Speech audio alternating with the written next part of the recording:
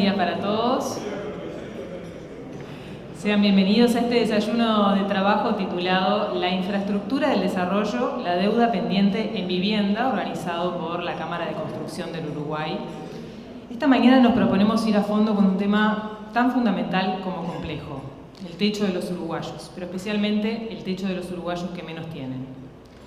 La Cámara de la Construcción, como actor importante e informado de la sociedad, quiere marcar agenda y propiciar ámbitos de discusión de calidad, como este, sobre asuntos que hacen al desarrollo de nuestro país. Por eso hace 2 meses aquí, en este mismo lugar, se hizo el lanzamiento del proyecto de la infraestructura del desarrollo, en el que se detallaron 11 proyectos sobre los que invertir con impacto. Ahora vamos a poner el foco en la vivienda, en la necesidad de inversión en vivienda, sobre todo para los deciles más bajos, que es una deuda pendiente, como decíamos al comienzo, una eterna promesa muchas veces pospuesta o atendida a medias. Hoy acá se van a mostrar números impactantes que deberían servir para pensar el futuro, para diseñar políticas. Se va a volcar mucha información para mover el avispero, para sacudir cabezas y apuntar sobre todo a soluciones. El objetivo es ese, mirar el problema, dejar de mirar para el costado y ponerle cifras al desafío de eliminar los asentamientos en Uruguay y poner sobre la mesa también las formas de ejecutar planes concretos. La Cámara de la Construcción se propuso aportar al desarrollo sustentable de la industria y está siendo consecuente a través de la creación de estos espacios.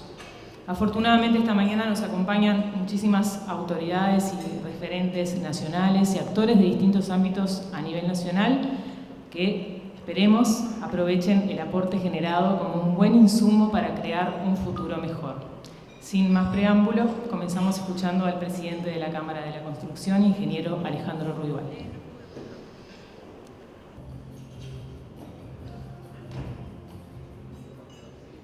Gracias, Paula.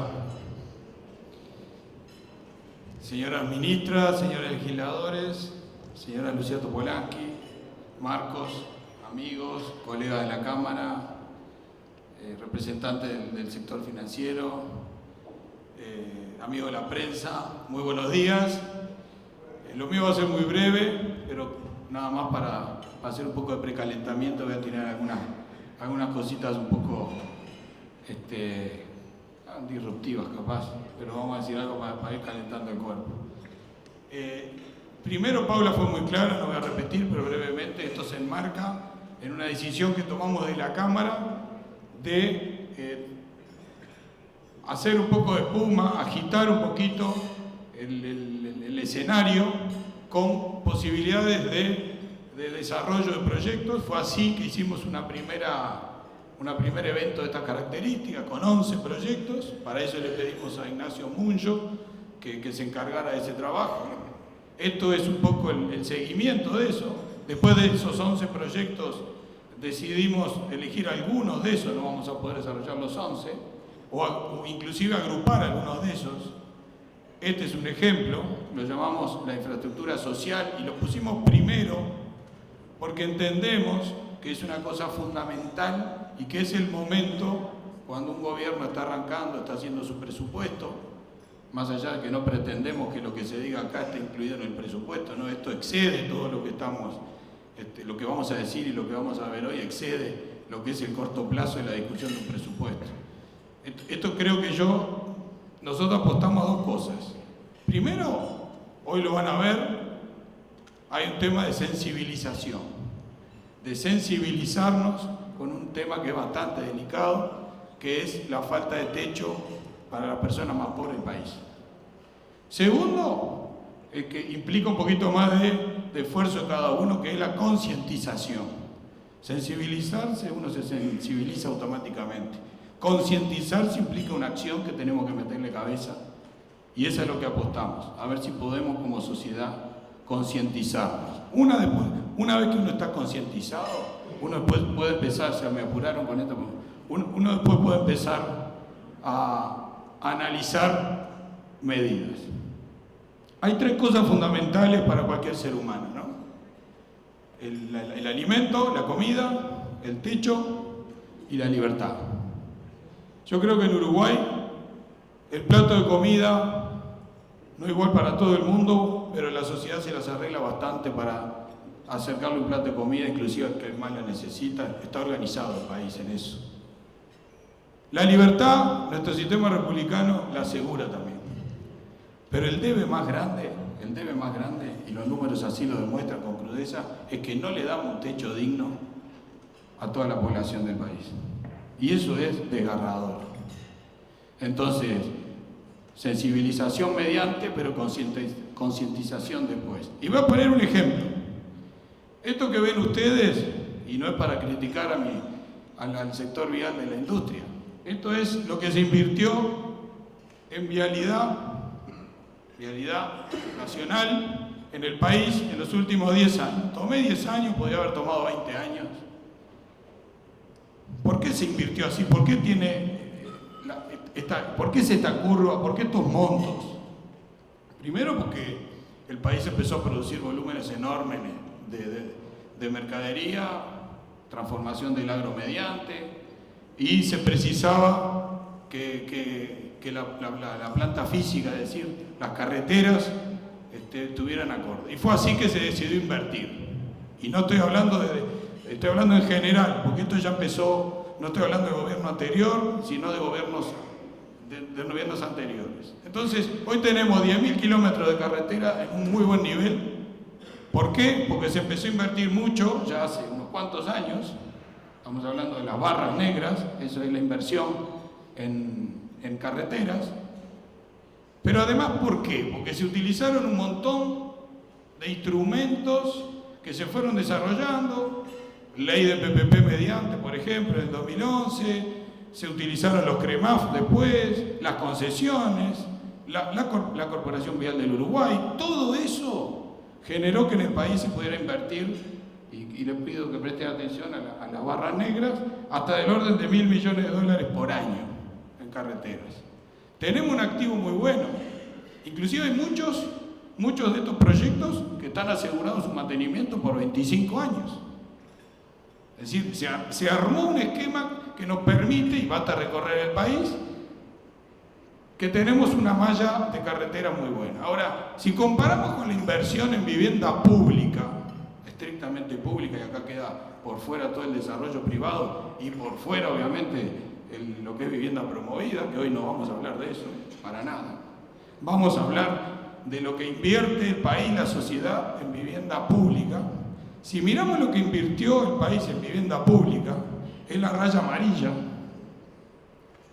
Y ustedes van a ver más o menos un nivel de inversión, pero después vemos que si uno compara lo que se invierte en vivienda pública, y estoy hablando todos los presupuestos de vivienda pública del Ministerio, incluyo hasta las ayudas a las cooperativas, hasta MEVIR, refacciones, vivienda nueva, todo. Pusimos todo dentro de la bolsa. Para comparar grandes números, ¿no? Entonces, miren de lo que estamos hablando. Estamos hablando de que se invierte menos de la mitad en vivienda pública, y si yo les digo que es una partecita de eso lo que se invierte, por ejemplo, para erradicar asentamientos, o para darle el techo a esas personas que no tienen un techo y que como días como lo que tuvimos ayer y hoy duermen con las patas en el barro y con goteras, entonces tenemos un problema. Tenemos que buscar recursos, tenemos que buscar proyectos, tenemos que buscar herramientas, o mejor dicho, tenemos que utilizar de la caja de herramientas que el país ya tiene. Dentro de esa caja de herramientas, ¿qué cosas podemos hacer para pegar el salto? Estamos obligados como sociedad a hacer esto. No podemos invertir esto que invertimos en mejorar la ruta y mirar para otro costado cuando tenemos gente que no cumple una de esas 3 cosas fundamentales de un ser humano. No le estamos dando el techo a los uruguayos. Entonces quiero que nos quedemos con eso en la cabeza. Yo voy a terminar por acá, le agradezco. Paula, tú seguís. Y espero que disfruten un poco la mañana. Sé que Nacho, no sé lo que le va a presentar Nacho, pero ya me avisó que venía con algunas ideas un poco más disruptivas que esto. Así que bueno, vamos a ver si sacamos algo bueno. Muchas gracias.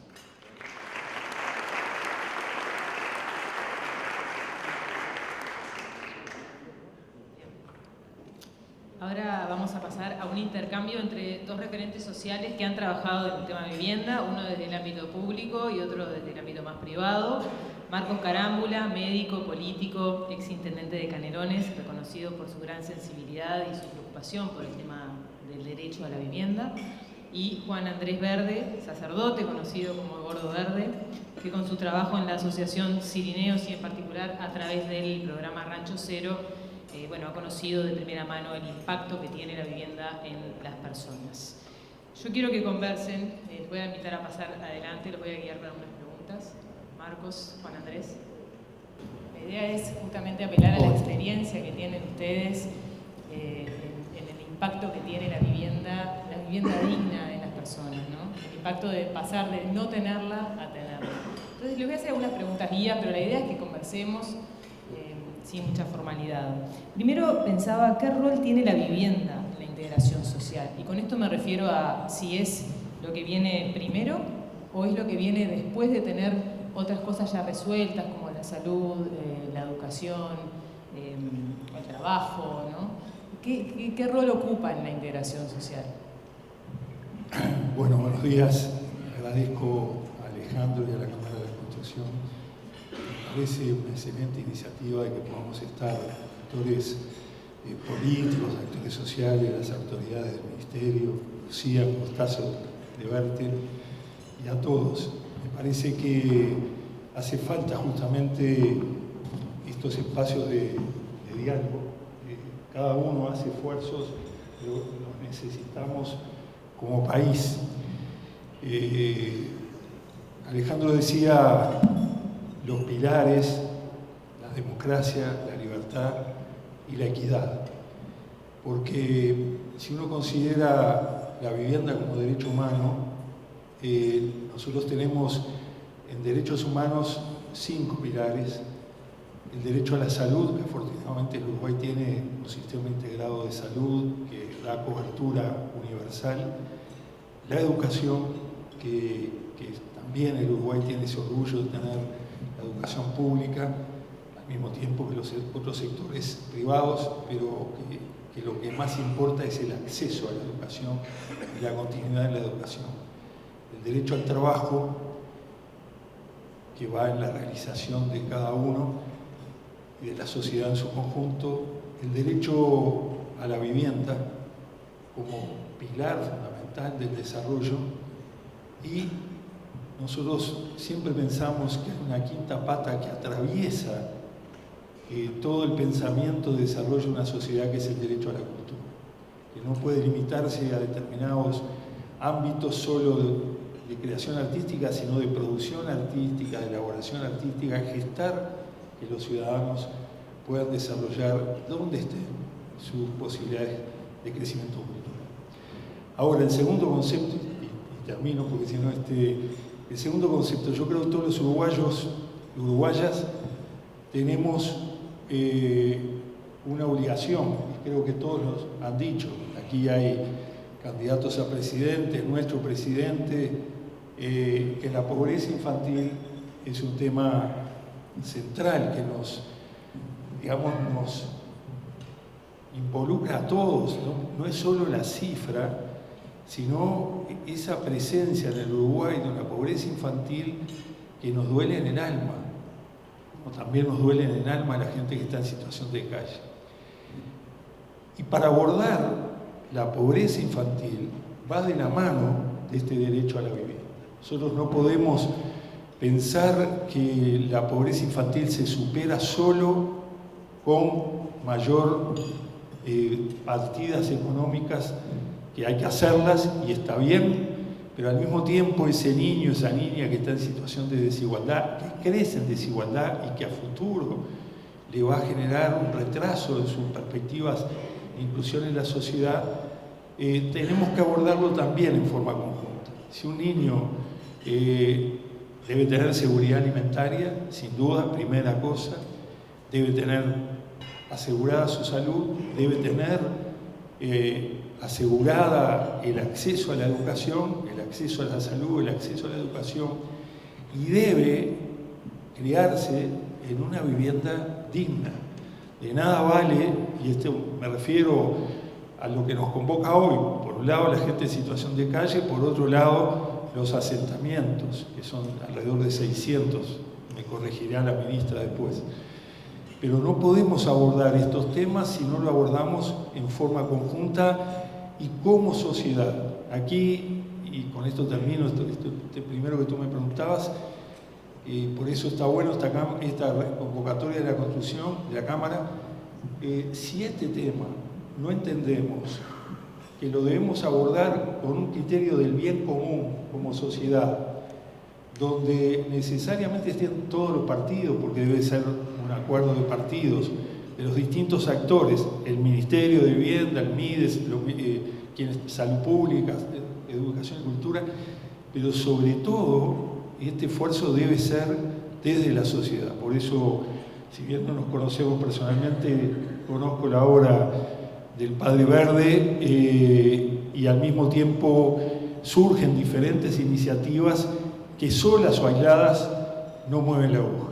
Yo creo que el Uruguay está en condiciones hoy de mover la aguja para esos casi 4.000 personas en situación de calle y empezar retomando planteos como fue el Plan Juntos, como partidos, empezar paso a paso a encarar el tema de asentamientos. No hay soluciones mágicas, ninguna es de un día para otro, no podemos pensar en asentamientos cero de un día para otro porque también es un abordaje desde la educación, salud, saneamiento, acceso al agua, todas las cuestiones que hacen a una vivienda digna. Así que me parece que ha hecho muy bien la Cámara en poner este tema como centro y con un abordaje muy diverso que puede enriquecernos a todos. Bueno, gracias. Para mí es un honor estar acá y con cada uno de ustedes también. La verdad que me pone nervioso igual. Un orador bueno me decía: Gordo, cuando vayas a hablar adelante de gente así, estés nervioso, vos imaginate lo que están todos en pijama. Menos mal que los veo, están todos vestidos, ¿no? Pero bueno, no, y pensaba, ¿qué puedo aportar también en esto, no? Que bueno, nada, porque lo nuestro es un granito de arena en comparación con todos los que están aquí presentes y con la labor que hace cada uno, ¿no? Pero bueno, este granito de arena por lo menos a cada una de esas familias le hizo la diferencia, ¿no? Le cambió la vida. Entonces yo más que nada me gustaría compartir, que fue un poco lo que Nacho me decía, que Ignacio, mucho, de ponerle un poquito de vida a los números de los que se van a hablar. Y bueno, reitero que para mí es un honor, señora ministra de Vivienda, todo, Lucía que estuvo por allá, Álvaro, toda la gente que de alguna manera, Pablo que ha empujado de esto, exintendente, y ni que hablar a la Cámara de Construcción que dijo, bueno, no tenemos nadie que poner, vamos a llamar a un curita que está ahí perdido, vamos a ponerlo para acá. Y bueno, como miembro del equipo de Sireneos, que es un grupo de gurises que nos mueve esta temática y nos mueve el corazón, es que también vengo a compartirles. Yo hace 7 años que llegamos al barrio, a este barrio por primera vez, y nos encontramos con una realidad muy compleja, ¿no? Que los chicos en vez de jugar querían quedarse apoyados arriba de los autos. Después nos vinieron a... ¿Por qué? Porque el auto estaba calentito, el motor del auto estaba calentito. Cuando vimos eso íbamos de noche, ¿no? Cuando vimos eso dijimos, bueno, acá tiene que haber algo más. Claramente seguimos yendo con esta gurizada y dijimos, sí, viven en ranchos, viven en situaciones muy complejas que todos conocemos, nada más que cuando te la encontrás por primera vez, te choca. Por eso yo celebro esto doblemente, porque entiendo que para generar grandes cambios es necesario generar conciencia colectiva. Y esto nos ayuda a que esta realidad que existe y que muchas veces no la tenemos presente, bueno, al tenerla más presente, nos hagamos esta pregunta. ¿Y yo, desde donde estoy, qué podemos hacer? Bueno, hoy en día, gracias al apoyo de mucha gente, logramos bueno, todas esas imágenes que están por ahí, pero primero forramos los techos con nylon, esa fue nuestra primera intervención. Después logramos poner cobijos donde nacieron bebés, más de 50 cobijos. Después pusimos hogares containers. Yo vivo en un hogar container hace 3 años. Antes vivía acá en Carrasco, así que les puedo asegurar que, pasé, normal. Pero, porque me mandaron a la iglesia que está acá atrás. Pero de ahí para allá, y la verdad que es una experiencia increíble. Y además pudimos poner 42 viviendas en 2 años, y trabajando en equipo con la Intendencia de Canelones, bueno, allá estaba Silvana en aquel momento, con el plan Avanzar, estamos en el reloj de 116 familias, junto con, en ese momento también estaba Florencia Arbeleche, en el barrio Rambla de Costanera. ¿Qué decir si impacta? Yo pienso, ¿no? Y les agradecí que pudieran poner estas imágenes, porque a veces lo que uno habla, las imágenes hablan mucho más que. Yo creo que venga un padre de familia y te diga, con unas tormentas como la que decía recién Alejandro, ¿no? Y que te diga, en la noche no pudimos dormir, tuvimos que juntarnos a tomar mate con la patrona, traer los niños a la cama grande, porque se llovía por arriba, por abajo, por los costados. El Pipi muchas veces no ha ido a trabajar porque ha tenido que ocuparse de sus hijos. Los hijos al otro día no van a la escuela porque se les mojó todo. Entonces, a propósito de la pregunta que hacías, para mí es la base. La vivienda es la base para que el niño pueda estudiar, la base para que el adulto pueda salir a laburar. Qué fuerte que te digan, gordo, anoche me quedé sin chicles. Digo, ¿para qué? Y bueno, viste que cuando hay tormenta los chicles son bárbaros para poner en el techo y tapar las goteras. Claro, yo en realidad como chicle porque como chicle, no para tapar goteras. Y así les puedo seguir contando de cosas que en realidad todos conocemos y todos queremos cambiar, porque cualquier cosa que digamos acá, yo desearía que... Yo soy medio bruto para hablar y les pido perdón si en algún momento no soy acertado, pero lo que sí les digo es que el planteo que hago es, junto con Marcos, y en agradecimiento a esta invitación que nos hicieron, es para que juntos digamos cómo podemos transformar esta realidad, porque creo que como uruguayos nos lo merecemos.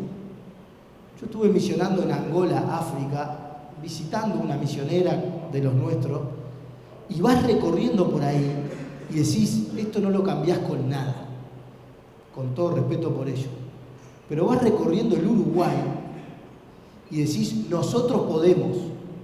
Y encima nos sentamos acá un grupo de gente que no solamente quiere, sino que puede. Y bueno, mi deseo de corazón es que en algún momento como que nos caiga la ficha y digamos, no solamente podemos, sino que vamos a hacer. Quiero que sigas hablando sobre esto y más enfocado ahora en el impacto que tiene pasar de la precariedad a la vivienda digna, porque seguro le pusiste nombre y cara a muchas realidades, algo compartidas en relación a eso, pero quizás alguna experiencia de estas que hayas visto, ¿no? Sí, yo no los quiero aburrir con estas cosas, pero creo que es un buen preámbulo para lo que Ignacio nos va a plantear. Y bueno, por ejemplo, ¿no? Juli es una niña que 11 años, viviendo en Rancho de Lata. Y cuando le llegó el hogar container, porque yo acá estoy hablando de una vivienda transitoria con carácter progresivo, imagínense lo que puede llegar a cambiar una vivienda definitiva, pero nosotros entendemos que es clave dar este primer paso de subir el mínimo, subamos el mínimo. Pero bien, esta gurisa, Juli, 11 años, la primera vez que se fue a duchar, salió corriendo desnuda. ¡Mamá, se incendia, se incendia! Y era el vapor del agua. Claro, acostumbrados a bañarse en latones, calentando el agua con Zoom, ahora en el mejor de los casos con jarra eléctrica, y en el invierno que se te enfría el agua, y bañar a los 4 gurises. Es un cambio abismal. Brenda, que es mi vecinita, que yo la verdad que saca carpeta, va a la escuela, ahora me están invitando en las escuelas, viste, y es complicado eso porque que venga, yo digo, Brenda, decirle a la maestra que le mando saludos, ¿no? Porque va y saca, yo soy vecina del Gordo Verde, le dice, claro, entonces claro, y viene la Brenda y dice, no sabés, en mi baño tocas timbre y la caca se va sola, porque tira la cadena, y claro, descubriendo la cadena de water. Y así les puedo contar, yo que sé, la abuela Flor tiene esa frase que ya la hemos escuchado trillar, una doña muy mayor, que le llegó una de estas viviendas que están acá, ella pasó por el rancho, por el hogar transitorio y hoy tiene una vivienda definitiva, que trabajamos con los vecinos que otro día les contaré. Pero ella decía, qué lindo es ver llover desde adentro, comiendo torta frita. Ella cada vez que llovía nos mandaba torta frita y ahora te dice, qué lindo que es ver llover desde adentro. Una frase vieja que se ve que la usaban, pero ella la acuñó para sí misma. Bien, nada, ni que hablar los jóvenes que llegan a la facultad. 3 gurisas que entraron a la facultad, vienen a estudiar a la capilla porque en su casa no tienen lugar, pero ya al dormir bien, al tener un lugar, y ni que hablar que los niños puedan dormir separados de los adultos, con todo lo que eso significa. En un rancho, las divisiones no están claras, y muchas veces son una cortinita, y esto no es solamente el frío, no es solamente los vientos, es también la dignidad. Bueno, perdón que tampoco me quiero extender. Marcos, sobre esto que le preguntaba Juan Andrés, sobre el impacto del cambio, como ex-intendente, como cuando eras intendente de Canelones, también seguramente pudiste verlo de primera mano. Sí, realmente siempre enfatizamos que en los gobiernos departamentales, como decía bien el padre, la pobreza o la pobreza infantil o la vivienda vulnerable tiene nombres propios, o sea que como estamos permanentemente en el territorio, justamente podemos identificar barrios, personas, situaciones complejas, donde se aborda y se sabe todas las características que implica vivir en viviendas muy vulnerables o vivir sin techo. En el caso nuestro, dentro de las posibilidades, porque claro, no es un rol propio de las intendencias construir viviendas, pero en aquel momento, en acuerdo con el Ministerio de Vivienda, en acuerdo con el Plan Juntos, se pudo transformar realidades prácticamente en todos los lugares del departamento, en Villa Ilusión, en Corfrisa, en Santa Isabel, barrio San Marcos, del otro lado, acá cerquita, el asentamiento Nueva Esperanza, en fin, podemos repasar el Paso Carrasco, que se hizo también un realojamiento importante. La sensación que uno tiene que es insuficiente, ¿verdad? Que se hace un gran esfuerzo, a veces los tiempos públicos no son los tiempos que la gente necesita, demoramos mucho más. Pando Norte, para dar un ejemplo, un asentamiento muy duro allá en las afueras de Pando, cerca del estadio. Demoramos mucho porque entre las asesorías, aquello era con respaldo del BID, los expertos, en fin, el Estado a veces es más lento de la realidad que nos exige.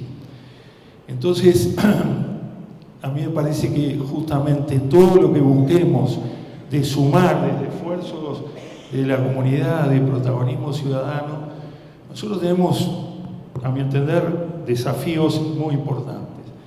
En primer lugar, no basta con construir el techo. Esto lo venimos hablando y lo trabaja muy bien la Dirección de Derechos Humanos, de Desarrollo Humano de la Intendencia, la profesora Gabriela Garrido. Hay que abordar integralmente, inclusive para las personas en situación de calle, que hay una composición de drogadicción en muchos casos, de cuadros de depresión o mentales, de inseguridad alimentaria. El abordaje debe ser completo, es decir, si nosotros nos proponemos generar ese concepto, la casa primero debe ir siempre acompañado de un abordaje integral. Yo quería, y donde fortalezcamos la participación comunitaria, yo quería dar dos ejemplos exitosos del Uruguay en estos temas, porque nosotros nunca debemos pensar que la cosa empieza con nosotros ni termina con nosotros. Voy a ir a dos ejemplos exitosos del Uruguay. Uno es el MEVIR. El MEVIR se crea en 1967 por una iniciativa de Alberto Gallinal Heber y por una ley que se crea en aquel momento para la vivienda rural insalubre. Y quiero contarlo no como referencia personal, pero sí como evaluación. En 1967, que es cuando se crea el MEVIR, la Universidad de la República hizo un programa de extensión universitaria donde estudiantes de medicina, de agronomía, de servicio social, de arquitectura, concurríamos a los asentamientos del campo. Estuvimos 21 días y de ahí surge 2 tomos de un libro de la universidad, Los Racheríos y su gente. MEVIR ha cambiado esa geografía. Para dar ejemplos, he tratado de preguntar dónde estaba Tarumán, ya no está, o dónde estuvo Lucía en aquel programa, Jorge Salerno y Elena Curuelo, allá en Artigas, y otros. ¿Por qué? Porque la institucionalización de un esfuerzo colectivo como es el MEVIR, que no ha tenido pausas con ningún gobierno. Fueron gobiernos el Partido Colorado, fue gobierno del Partido Nacional, fuimos gobiernos nosotros, y el MEVIR ha continuado. Son alrededor de 40.000 viviendas hechas por MEVIR, y ese objetivo de erradicar los asentamientos vulnerables del campo se ha ido logrando. Falta, pero ha sido una herramienta que se persiste en el tiempo, desde el 67 a hoy, y es una herramienta fundamental para el futuro. Y quiero dar otro ejemplo que no tiene tanto que ver con la vivienda, pero sí tiene que ver con la primera infancia, que son los CAIF. Los CAIF, por idea, estudio, iniciativa de Juan Pablo Terra, se crean los centros de la atención a la infancia. Y llevamos ya desde el 88 a esta parte los CAIF mantenidos en el tiempo, una iniciativa pública desde el Estado, pero que al mismo tiempo tiene una autonomía de participación ciudadana extraordinaria. Es decir, hay ejemplos que el Uruguay tiene que tenemos que tomarlo como fortaleza. Si fue posible crear un MEVIR, si fue posible crear un CAIF, que todos los gobiernos hemos seguido consolidando y proyectando, ¿cómo no va a ser posible abordar este tema de carácter nacional? No hablo de política de Estado, me parece que eso es mucho más amplio. Es abordar este tema con comprensión y compromiso de carácter nacional. El Estado, por supuesto, las empresas, los trabajadores sociales, la comunidad en su conjunto, la coordinación en el territorio de los ministerios que tienen que ver con este tema, y sumar, cosa que a mí me parece fundamental. Y enlazando un poco con lo que decís, Marcos, y ya te pido que sigas tú, ¿se ha perdido sensibilidad en este tema? ¿Falta empatía? ¿Falta compromiso en los gobiernos? ¿O qué falta como para dar un paso sustancial?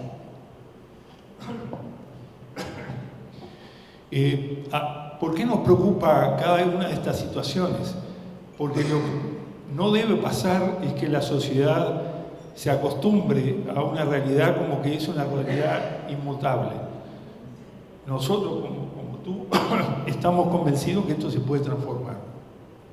La sociedad no puede pasar como pasamos, me pasa a mí en mi ciudad, en Las Piedras, donde hay gente en situación de calle, que pasamos y poco menos que nos vamos inmunizando en este tiempo de invierno, ver a un chiquilino o una chiquilina, porque hay cada vez más mujeres, eso en el estudio de desarrollo humano de la Intendencia, tirado en la calle. La sociedad no puede acostumbrarte a esto, porque hace al desarrollo en su conjunto una sociedad. Es lo que decíamos al principio, si no construimos la sociedad que imaginamos sobre la base de derechos, vamos a estar rengos, porque podemos estar muy bien nosotros en cada una donde nos movemos en sectores sociales, pero si la sociedad en su conjunto, y mucho más el Uruguay, que es un país de 3,5 millones apenas, que bueno, tiene 4.000 personas en situación de calle, que tiene 600 asentamientos. ¿Cómo como país no vamos a poderlo resolver? Y esto es una responsabilidad absolutamente de todos. Hay también ejemplos internacionales que quiero 2 minutos más, así como nombramos el MEVIR, como nombramos el CAIF, en su momento el Plan Juntos. Hay referencias internacionales que nos muestran, a mi entender, si no copiando ni nada por el estilo, sino procurando adaptarlo a la realidad de Uruguay con pensamiento propio, que son los programas La Casa Primero. En Finlandia tenían una situación de alrededor de 20.000 personas en situación de calle. Y ellos dijeron, está bien, por ejemplo, lo que está haciendo nuestro gobierno, que ahora lo que hay que hacer es contemplar el frío y el plan invierno y los refugios y todo lo que sea contener a esa gente que está en las situaciones más precarias, que no solo son en calles, sino en asentamientos. Pero al mismo tiempo tenemos que ir pensando en la herramienta que es la casa primero. Aquella persona que puede tener la dignidad y la pertenencia, la autonomía de tener su vivienda, eso la ubica y lo posiciona de otra manera hacia la sociedad. Los finlandeses, como les digo, tenían alrededor de 20.000 personas en situación de calle, pusieron este programa, La Casa Primero, Housing First, y lograron reducir en 80% lo que es la situación de calle. Y un seguimiento, ellos dicen, es la escalera, abordarlo, integrar lo que se ha hecho ahora, y en un estudio bien detallado de las personas que están en situación de calle, cuál es su condición. Bueno, el refugio diurno, el refugio nocturno, pero hay que dar un paso más, que es que esa persona tenga una identidad, una pertenencia, algo en el cual pueda tener una base segura para buscar trabajo, y debe ser parte del mismo proyecto. Es decir, la casa primero es la casa que construye el mismo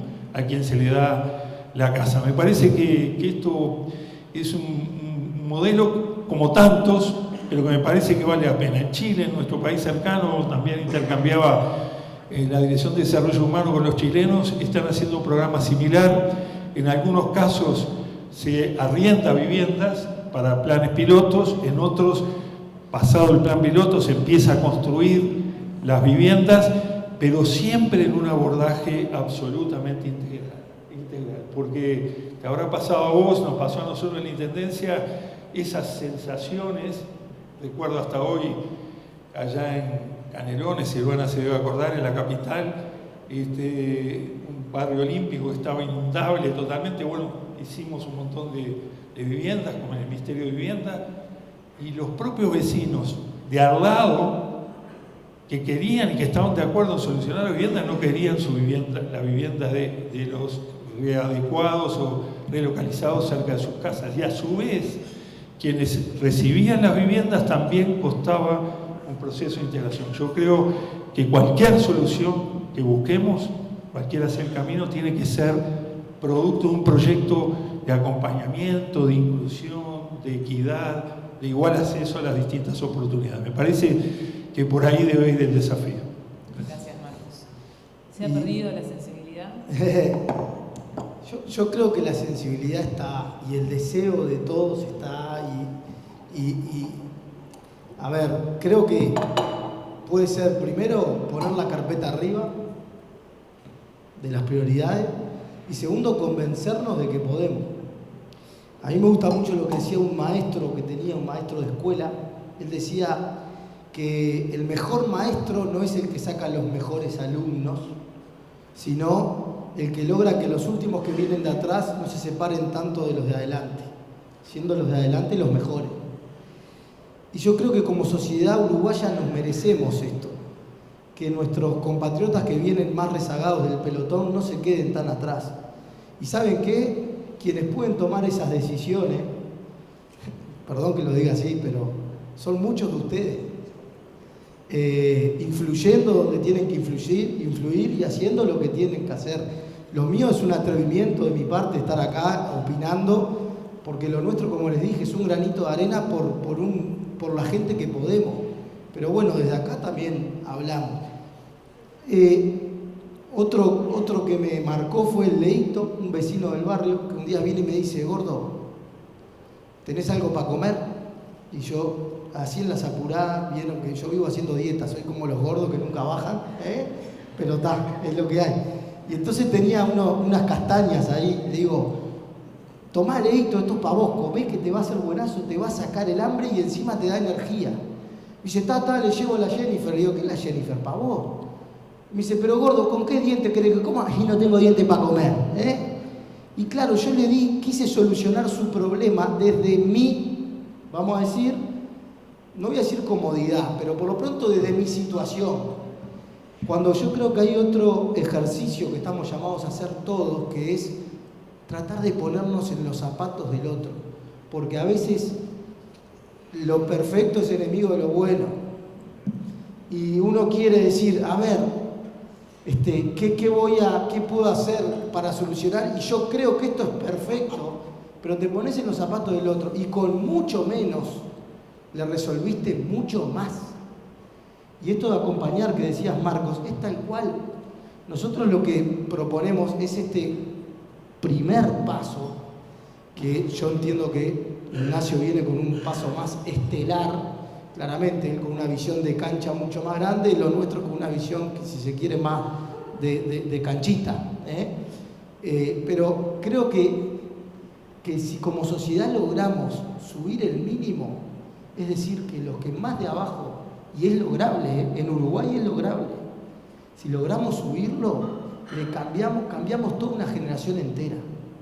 Lo cambiamos, pero sin dudas. Perdón que la cite porque para mí es, y yo redondeo con esto, no sé, capaz que, pero bueno, le voy a contar así. Un gurí venía, lo he contado en otros momentos, capaz que alguno me escuchó, pero venía juntando estrellas en el mar y se encontró vieron que hay lugares donde baja la marea y las estrellas se secan y se mueren. Y este gurí venía juntando de a una y la tiraba. Y se encontró con un sabio y le dice: pero ¿qué andas haciendo? No vas a lograr cambiar nada. Son millones de estrellas. Y el gurí dice: bueno, pero yo por esta estrella hice algo. Y por esta también. Y por esta también. Yo creo que no vamos a lograr cambiar el hambre del mundo, la solución en el mundo entero de la vivienda. Pero estoy convencido que entre todos podemos lograr cambiar acá en el Uruguay. Y ser un ejemplo, porque en esto podemos ser ejemplo. Creo que tenemos que poner la carpeta arriba y convencernos. Y podemos ser un ejemplo. Perdón que la cite, pero para mí ha sido una gran referente, Madre Teresa de Calcuta. Ella fue una mujer que, más que hablar mucho, se dedicó a hacer. Y en un momento dijo: capaz que lo que hacemos es tan solo una gota en el mar. Pero el mar no sería lo mismo si faltara esta gota. Y eso se lo quiero transmitir hoy a cada uno de ustedes. Yo estoy seguro que con esa gota que cada uno puede poner ahí donde está, nos comemos la cancha, en 2 panes. Y ese es el sueño de uno. Ese es el sueño que yo, primero como ciudadano uruguayo, ¿no? Porque a veces dicen: sos cura, podés opinar, no podés opinar. Pará. Primero soy ciudadano uruguayo. Me tocó representar a Uruguay jugando al rugby, canté el himno y me agarré las trompadas contra otros muchachos representando al Uruguay, y fue un orgullo tanto como lo es hoy ser cura y estar trabajando entre la gente donde siento que Dios me mandó y buscando aportar un granito de arena para mi país, Uruguay, que realmente lo quiero con todo mi corazón. Y había una frase de un sabio que decía: comenzá haciendo lo necesario, después lo posible, y vas a terminar logrando lo imposible. San Francisco decía esto: comenzá haciendo lo necesario, después lo posible, y terminarás logrando lo imposible. Por eso yo creo que este encuentro era necesario para que juntos podamos lograr lo imposible. Ojalá. Muchas gracias.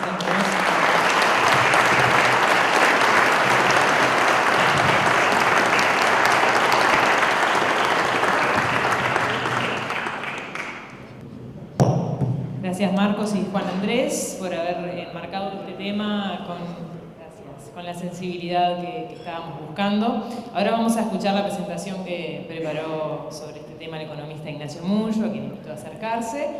Ignacio analizó este tema a fondo, como decíamos, para cuantificar el problema y también cuantificar posibles soluciones. Lo dejo a Nacho. Muchas gracias, Paula. La verdad que no es fácil, después de lo que escuchamos, subirse acá. Primero que nada, agradecer a la Cámara de la Construcción por invitarme a participar de este proyecto. La verdad que es muy desafiante desde el punto de vista intelectual y personal. La verdad que escuchaba las palabras de la presentación anterior y me acordaba de una frase que Lucía conoce muy bien, que cuando uno agarra la Ruta 1, la ve enseguida ahí en un cartel muy lindo pintado que dice: lo imposible solo cuesta un poco más. Y bueno, es un poco lo mismo que se decía recién. Yo ahora voy a tener que bajar un poco a los números, ponerle números para tener la magnitud de lo que estamos hablando. Entonces voy a armar una presentación que tiene la siguiente estructura. Primero una breve introducción, después quiero enfatizar los compromisos que existen vigentes del país. O sea, porque esto no es un invento, acá hay compromisos asumidos tanto a nivel internacional como local. Quiero poner un foco en la población objetivo. ¿Quiénes son las personas que hoy viven en las peores condiciones de vivienda del país? La población marginal desde el punto de vista de la vivienda. Voy a repasar muy brevemente cuáles son las políticas públicas que hoy están enfocadas en vivienda en Uruguay. Voy a cuantificar cuál es la inversión necesaria para poder realmente atacar el problema en su total magnitud. Voy a decir cómo se puede financiar. Voy a proponer una estrategia, un programa de financiamiento de esto. Voy a mostrar que hay un retorno importante desde el punto de vista social. Esto es muy importante, es decir, cuáles serían las sugerencias para que esto se pueda implementar. Sugerencias, ¿no? Porque es complejo. Y finalmente algunas reflexiones. Acá el objetivo de esta presentación es condiciones para atender a las personas que viven en condiciones marginales de vivienda en Uruguay. Y el foco son 220.000 personas, de las cuales no son solo las que viven en asentamientos, es el mismo tipo de personas. Son 214.000 que más o menos, no hay cifras exactas, viven en asentamientos irregulares, 3.000 aproximadamente en situación de calle y 3.000 en cárceles en condiciones infrahumanas. Son 16.500 las totales, pero después de las obras que están en proceso van a quedar todavía 3.000 viviendo en condiciones infrahumanas y con un énfasis muy especial. En esta población hay más de 1.000 menores de edad. Entonces, cuando uno habla de pobreza infantil, tiene que ya empezar a ver dónde está el foco central del problema. Estamos hablando de una inversión grande, 750 millones de dólares anuales para construir viviendas durante 5 años que tengan un adecuado mantenimiento y facilitando estratégicamente el acceso a la salud, a la cultura y al deporte. Eso es lo que voy a mostrar. Queremos que el financiamiento puede venir con un programa multianual de emisión de bonos soberanos sociales y préstamos de organismos multilaterales, muchos de los que aquí están presentes, y aprovechar, ¿por qué no?, la experiencia exitosa de Uruguay en 2022-2023 con emisión de bonos verdes para dar una continuidad a esta lógica. En eso voy a argumentar. También me voy a mostrar números para mostrar que el impacto económico, tanto indirecto como inducido, así como el impacto en productividad, en salud, en educación, tal como se mencionó recién, pero voy a poner números, más que supera la inversión. Es desde un punto de vista costo-beneficio muy positivo. Y quiero enfatizar que es clave cómo se asignan estos recursos, en qué instrumentos financieros que ya existen, cómo se ejecutan en la participación público-privada y cómo se tiene que priorizar a familias con menores a cargo. Esto me parece importante tenerlo claro para empezar a hablar. Uruguay, desde septiembre del 2015, se comprometió con la Agenda 2030, cada vez falta menos, ¿no? O sea, este plan que estoy analizando está alineado con los tiempos de los Objetivos de Desarrollo Sostenible, del cual Uruguay se comprometió fundamentalmente con la meta 11.1 que dice: para 2030 asegurar el acceso de todas las personas a viviendas y servicios básicos adecuados, seguros y asequibles. Está comprometido, o sea, esto es un compromiso que el país se hizo hace 10 años. Lo cual implica, bajando a la tierra, universalizar el acceso a viviendas que sean habitables, lo que incluye a las personas que viven en asentamientos irregulares, a las personas en situación de calle y a las personas privadas de libertad, a todo el equipo completo, que muchas de estas personas son las mismas que pasan de un lugar a otro. Pero también el compromiso local, antes que se vaya el candidato a la presidencia, está bueno que lo vea acá. O sea, el gobierno actual, en la campaña, acceso a vivienda como derecho humano, está escrito, necesidad de políticas públicas que prioricen la vivienda para sectores vulnerables. Un plan para asentamientos regulares con integración al tejido urbano y priorizando erradicación de pobreza infantil extrema. Abordar la problemática de personas en situación de calle con mejoras en refugios y nuevos lugares de distancia. Mejorar la infraestructura penitenciaria e introducir medidas alternativas a la prisión alineadas con los estándares internacionales. Bueno, esto está escrito, comprometido en la campaña también por la oposición. O sea, no es solo el gobierno, sino también la oposición. Decía que había que atender a emergencias habitacionales con regularización de asentamientos existentes, relocalización de poblaciones vulnerables en zonas de riesgo y prevención de nuevos asentamientos o expansión de los existentes. También se hablaba de ampliar la cobertura de personas en situación de calle con un enfoque basado en vivienda y ampliar las capacidades carcelarias como parte del control del delito. O sea, tanto a nivel internacional como a nivel local, tenemos un compromiso para el 2030. No es que es una opción, no es una opinión, es un compromiso asumido que hay que avanzar. Entonces lo que yo voy a hacer es ponerle números a este compromiso. ¿Qué implica esto que está comprometido? Veamos cuál es la población objetivo, o sea, quiénes son las personas que están. Bueno, no voy a entrar en definiciones técnicas, esto va a quedar escrito, pero estamos hablando que el último número específico son 667 asentamientos irregulares en los que viven 214.000 personas aproximadamente, 60.000 hogares, con un crecimiento anual, y esto es lo que a mí me importa también, el crecimiento anual del 4%, estamos hablando que son 2.400 hogares promedio por año que caen en asentamientos. O sea, que hay un flujo permanente. O sea, a la hora de pensar en estos términos, hay que pensar en términos de flujo y de stock. O sea, cuántas personas hay y cuántas todos los años caen en esa situación. ¿Cómo es el perfil promedio de las personas que viven en asentamiento de acuerdo a los estudios que hay disponibles?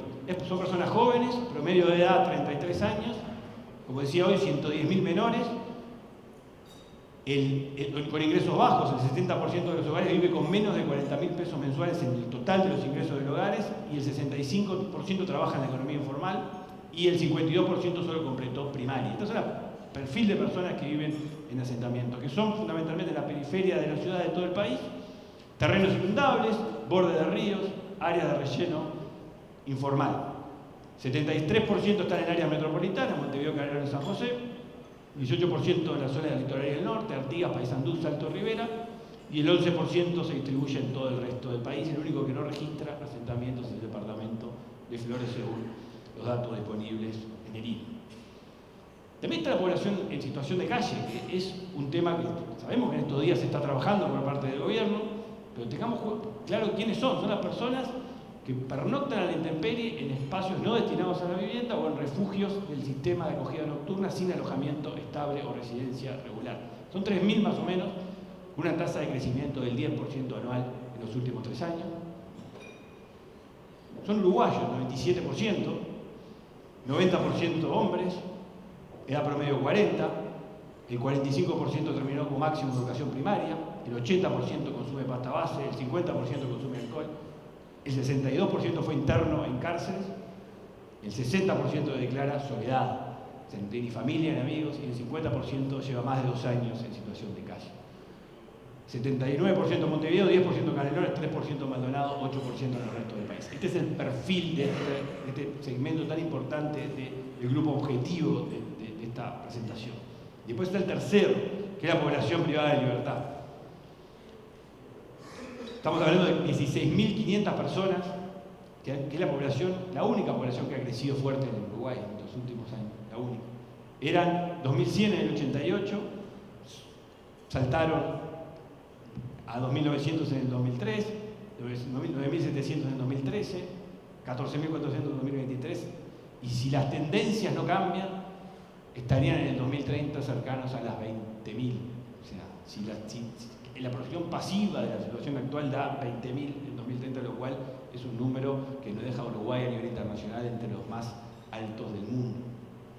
Estamos hablando de personas también mayoritariamente masculinas, de 33 años promedio, muy bajo nivel educativo, 42% de analfabetos funcionales, 51% máximo primaria, muy poco nivel de educación y bachillerato.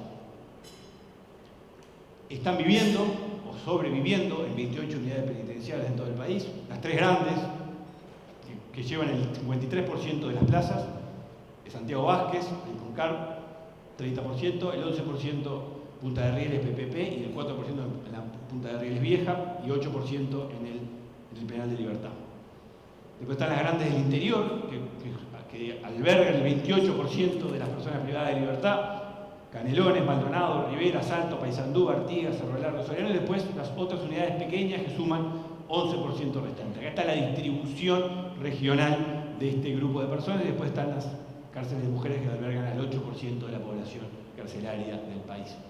Este es el grupo objetivo, no se puede separar a las personas. Acá está viviendo, estas son las personas que viven en condiciones avergonzantes para el país. Y eso creo que como país nos tenemos que poner como objetivo en la mira. Obviamente hay muchos organismos públicos que trabajan y hacen mucho por el acceso a la vivienda. No voy a entrar en detalle, pero está bueno tenerlos presentes, ¿no? Y hablar de números. El Ministerio de Vivienda tiene un presupuesto promedio anual de 285 millones de dólares, de los cuales el 20% lo ejecuta la Agencia Nacional de Vivienda. Se habló del MEVIR, el MEVIR tiene 75 millones de presupuesto anual y es muy enfático en el trabajo comunitario para lograr lo que ha logrado a lo largo de tanto tiempo. El Banco Hipotecario del Uruguay, que en el ecosistema de vivienda es un jugador relevante, estamos hablando que da más o menos 4.000 préstamos anuales por un monto promedio de $100.000, ya el monto promedio te habla de a quién accede a este tipo de préstamos. El Banco de Previsión Social también ofrece para un segmento de población soluciones habitacionales y da más o menos 1.000 por año. Los gobiernos departamentales y municipales son muy importantes, coordinan con todas estas agencias y ministerios y al mismo tiempo aportan terrenos, que es muy importante en todo esto. Y la coordinación con los gobiernos departamentales es fundamental pensando en poder avanzar más aún en lo que se está trabajando. El MIDES es un actor también en la vivienda. Estamos hablando de que tiene un presupuesto pequeño, el total en vivienda son 12 millones de dólares anuales asignados específicamente a vivienda, pero se está trabajando en esto justamente con el foco en las poblaciones en situación de calle, y el Ministerio del Interior, que administra infraestructura habitacional de unidades penitenciarias, más o menos 1 millón anual en mantenimiento destina. Este año ahora se han destinado 3 millones en el Concar para arreglar puntualmente una parte que estaban en extremada mal condición, por ejemplo las cocinas, pero es una inversión muy pequeña con respecto a la magnitud de la cantidad de población que tiene que darle condiciones humanas de vivienda. Esto me parece muy importante tenerlo claro, porque en el Uruguay las políticas de vivienda son grandes, son profundas, son históricas, pero atienden generalmente percentiles o deciles de ingresos medios para arriba. O sea, fíjense que nosotros hicimos el ejercicio de analizar los deciles de ingresos en Uruguay. Por ejemplo, los hogares de ingresos altos, deciles 9 y 10, los que ganan ingresos líquidos per cápita mensuales mayores a 60.000, tienen acceso al mercado inmobiliario sin dependencia de programas estatales. Eso está fuera, digamos, del foco de esto. Los ingresos medios hay 3 franjas. Los 7 y 8, acceso a cooperativas, créditos hipotecarios, compra de viviendas de bajo costo. 5 y 6, tiene la posibilidad de acceso a cooperativas, programas de alquiler de garantía. Hay varios programas de los organismos que mencionamos enfocados en estos deciles de ingresos medios, donde hay muy poco, aunque lo hay también, lo vamos a ver ahora, es en los hogares de ingresos bajos, deciles unidos. Estamos hablando de declarados ingresos líquidos per cápita mensuales promedio de entre 10.000 y 15.000 pesos, y obviamente hay una dependencia total de soluciones informales, asentamientos, situación de calle y acceso muy limitado a programas específicos que los hay, pero que atienden a un porcentaje menor de este conjunto. Acá están los planes vigentes, el plan Avanzar, el plan Juntos, el plan de mejoramiento de barrios y el programa nacional de relocalizaciones que funcionan bajo la órbita de la Dirección Nacional de Integración Social y Urbana, la DINISU, que tiene una capacidad promedio de ejecución de más o menos 4.000 viviendas nuevas al año. Habrá que ver cómo avanza esto con el nuevo presupuesto. Hasta ahora, ¿no? Hasta ahora esta ha sido la capacidad. Hay en elaboración un plan quinquenal de vivienda y hábitat 2025-2030 que pone un foco especial, me parece muy importante, en asentamientos irregulares desde una visión integral, social y urbana. Se va a presentar a principios del año próximo ante el Parlamento, una vez que esté finalmente elaborado, y es muy importante. Hace foco en dos formas de mirar. Los asentamientos que son consolidados, ahí se prevén intervenciones que regularicen la propiedad y mejoren la infraestructura y mejoren los servicios antes de considerar nuevas edificaciones, y los no consolidados, ahí sí el traslado, buscar nuevos terrenos y nuevas viviendas. Esa es un poco la diferencia estratégica del foco. Esto sigue funcionando, está funcionando y va a seguir funcionando. El punto que yo quiero hacer es que todas estas políticas de asentamientos que han existido a lo largo de muchos gobiernos, se han profundizado en algunos, se han dejado de profundizar en otros, han atendido al flujo, a esas personas que todos los años caen. Las 4.000 promedio alcanzan para las nuevas personas que están cayendo, no alcanzan para afectar el stock de cerca de 200.000 que han quedado permanentes desde hace más de 20 años en el Uruguay. O sea, las políticas de vivienda en Uruguay cierran la canilla, pero no, la pileta está llena y esa pileta no se le está llegando. Para la política de vivienda en situación de calle, el MIDES ofrece refugios permanentes y temporales en todo el país con servicios de alimentación, higiene, atiende esta parte con el plan invierno, que los detalles no lo voy a entrar, el plan calles, pero obviamente no tiene una vocación de solucionarle para siempre. Tampoco se le tiene que pedir al MIDES lo que no es del MIDES, pero apoya y es parte de la estrategia en esto. Y finalmente me parece importante también recalcar las políticas de vivienda para personas privadas de libertad, que repito, son las mismas que después están en los otros colectivos. Acá lo que es realmente avergonzante es que el 45% de las que viven en privadas de libertad viven en condiciones de tratos crueles, inhumanos o degradantes, algo que era el 30% en el 2019, esto ha empeorado en los últimos tiempos. Es responsabilidad del Estado velar por estándares internacionales adecuados, el metraje, los espacios, las visitas, los módulos adecuados. Acá hay dos perfiles. Cuando está el control del mantenimiento que hace el Estado, que son las obras que se hicieron por contratos PPP, está desde el 2018 funcionando Punta de Rieles, la conocimos personalmente, o sea, uno puede ver condiciones dignas y mantenimiento adecuado. Por suerte salen nuevas obras que están a punto de inaugurarse en noviembre en Libertad y Punta de Rieles Mujeres en abril. Esto ya está pronto. Y después está el mantenimiento de la infraestructura por parte del Estado del resto de las unidades, que realmente es un abismo cuando uno compara una situación que es el mantenimiento a cargo del sector privado, obviamente contratado por el sector público, y lo que es el propio sector público que tiene que encargarse del mantenimiento. Hay un Plan Nacional de Seguridad que me parece muy importante tenerlo claro, porque este gobierno asume la necesidad de impulsar una reforma profunda del sistema penitenciario para mejorar la situación de las cárceles y de la vivienda de las personas, porque acuérdense que estamos en un foco en el aspecto de la vivienda. Entonces, ¿cuál es la inversión necesaria para poder mirar de frente este problema sin asustarse por la magnitud? De vuelta, tengamos claro este punto que me parece central. En los últimos 20 años se atiende el flujo permanente de nuevas necesidades y no se ha podido reducir el stock permanente de casi 200.000 personas. Para saldar esta deuda, si uno hace los números, estamos hablando de que hay que, arriba de lo que ya se hace, arriba del estado natural de evolución que estamos teniendo, un programa que pueda construir 12.000 viviendas por año, ya a partir del año que viene, 2026, 2030.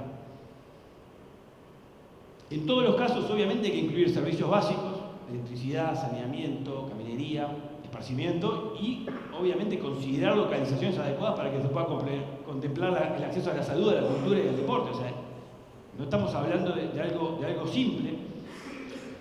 Uno puede tirar números, la verdad que uno no se quiere comprometer con números puntuales porque son muy variables, pero uno, en base a distintas experiencias que han habido, distintos proyectos a nivel público, experiencias privadas, podría uno poner un tope, decir, bueno, fijemos un tope de una vivienda de 60 metros cuadrados a $60.000 para empezar a hablar, y las condiciones de esa vivienda tienen que respetar estándares, pero que después sea competitivo el proceso y no atarse a una única forma de construcción, o sea, considerar todas las formas. No es mi objetivo entrar en detalle en ese número, ¿no? Pero simplemente decir que si uno considera ese número, ¿cuál es la magnitud del problema? Para mí es fundamental considerar el contrato de participación público-privada para vincular la propiedad de las viviendas al mantenimiento en buenas condiciones. Hay un foco especial para mí en el 2026, porque acá el problema es que esto se demora, no es de un día para otro. Entonces, para 2026 hay que innovar. La construcción tradicional no da los tiempos para ya tener 12.000 prontas en el 2026. Entonces nosotros estuvimos metiéndonos de lleno en esto, mirando alternativas, viendo distintas opciones. Hay con materiales que son fácilmente transportables y que no requieren obra húmeda. La verdad que hay una experiencia concreta que está funcionando a nivel internacional de un material de casas hechas con paneles de SMC, es un compuesto de resina, poliéster y fibra de vidrio que funciona muy bien. Tiene la verdad que muy buenas propiedades, es altísima durabilidad, es totalmente impermeable, resiste el fuego y tiene buena aislación térmica y acústica. Y está probado esto. Aparte se combina para terminar la casa con materiales tradicionales, piso de madera, estructura de vigas de acero, paredes internas de yeso, ventanas de aluminio. Todo el paquete está disponible con materiales. A nivel nacional obviamente habrá que importar rápidamente los paneles desde Brasil de SMC. Lo bueno además es que el tamaño de las casas es adaptable a las necesidades de cada familia, y además de esto también hay que estar considerando alternativas de construcción industrial de viviendas en línea de producción para poder cumplir. Y esto estoy hablando porque si uno se cree el compromiso de 12.000 viviendas al año que viene, hay que innovar, o sea, y empezar ya con las tradicionales al mismo tiempo para las 12.000 del 2027, las 12.000 del 2028. O sea, esto es multisistema, es para todos los sistemas y si no, no alcanza. Las instalaciones penitenciarias. Bueno, hicimos cálculos, estuvimos a fondo trabajando con el INR, le preguntamos cuántas de las vigentes están en condiciones para mejorarse. Bueno, si uno considera todas las nuevas que se van inaugurando y las actuales, una por una, viendo cada una de las 28, lo hicimos en persona con la directora nacional del Instituto Nacional de Rehabilitación, que nos quedan al Uruguay dignas, habitables, humanas, 10.300 viviendas una vez que estén inauguradas las próximas. Ahora, no es cuestión de hacer las que faltan para los precios que están hoy, porque es insostenible el nivel. Uruguay tiene que lograr, y está propuesto, ir reduciendo el ingreso de personas por día, que son demasiadas las que entran. Si uno pusiera el objetivo de que las medidas que el propio gobierno establece lograron reducir en 3 personas menos por día de todas las que van entrando a la cárcel por razones que muchas veces que son perfectamente asimilables a medidas alternativas en base a lo que pasa en otras jurisdicciones, habría que construir 3.000 nuevas plazas para cerrar digamos, la cantidad de posiciones habitables humanas. Estamos hablando de que habría que hacer 1.000 más en libertad. Acá está posible con la ampliación del contrato vigente y un nuevo contrato que habría que hacer por 2.000 en un lugar a determinar. Todo esto tendría un costo total de $150 millones que habría que sumar a las viviendas anteriores. Pero van en el mismo paquete, no se puede separar una cosa de la otra. Esto nos dejaría 11.500 plazas en condiciones todas habitables y humanas para fines del proyecto que estamos hablando 2030.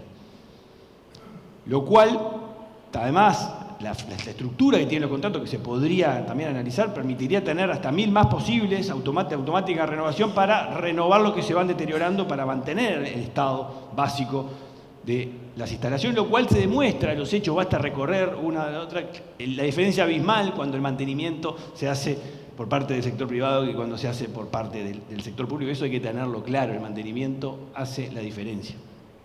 ¿Cómo se puede financiar esto? Y acá entramos en números más complejos. Nosotros hicimos los números, el total es un monto para 5 años de $3.750 millones, ¿no? Incluyendo las unidades penitenciarias.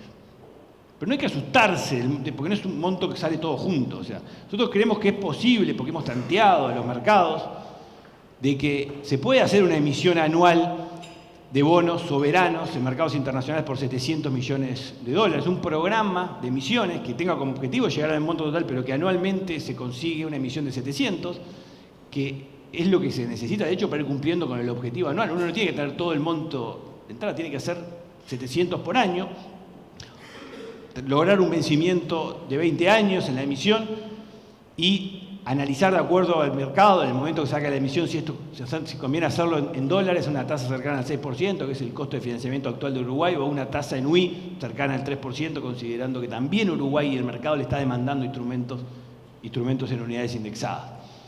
Lo cual habría que sumarle 950 también en todo el periodo 26-29 de organismos multilaterales, al mayor plazo posible, y también acá una tasa en dólares cercana al 6%. En ambos casos, ahora voy a argumentar, hay antecedentes muy recientes de este tipo de financiamiento. Uno tiene que mirar los números de acuerdo a la deuda del Uruguay. El endeudamiento anual, nuevo, que se implicaría la emisión de esta deuda para este programa, representaría un 27% del tope de emisión de deuda aprobado por el Parlamento en la última rendición de cuentas. Estamos hablando de un 27% del tope aprobado, o sea, si fuera esto. O sea, en la rendición de cuentas, ahora que se aprobó en los últimos meses, se estableció un máximo de endeudamiento neto del gobierno central de 3.450 millones de dólares anuales, ¿no? Y el stock total de deuda pública del gobierno central es hoy 53% del PBI. O sea, uno ve que perfectamente, bueno, obviamente estamos hablando de priorizar, ¿no? Porque una parte importante de las emisiones que de todas formas piensa hacer el Uruguay tendría que estar destinado a este fin.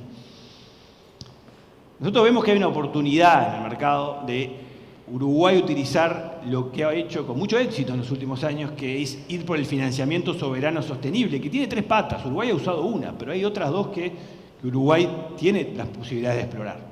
El financiamiento público sostenible se canaliza con instrumentos de deuda pública, cuya estructura, destino de fondos o condiciones de pago están alineados con criterios ambientales, sociales o de gobernanza. Este tipo de financiamiento es muy importante, no compite con las emisiones de deuda tradicionales, sino que al contrario, las contempla, las potencia y hace que sea más fácil el acceso a mercados más diversificados. Y esto me parece clave, están ligadas a compromisos verificables. Así como tenemos ya vigente un compromiso de medio ambiente, de emisión de los bonos verdes, deberíamos tener en este caso un compromiso de gestión y de ejecución de las viviendas comprometidas en el programa año tras año. Entonces esto me parece central, que tenga un compromiso verificable y que eso hasta en algunos casos hasta puede reducir el costo financiero de las emisiones.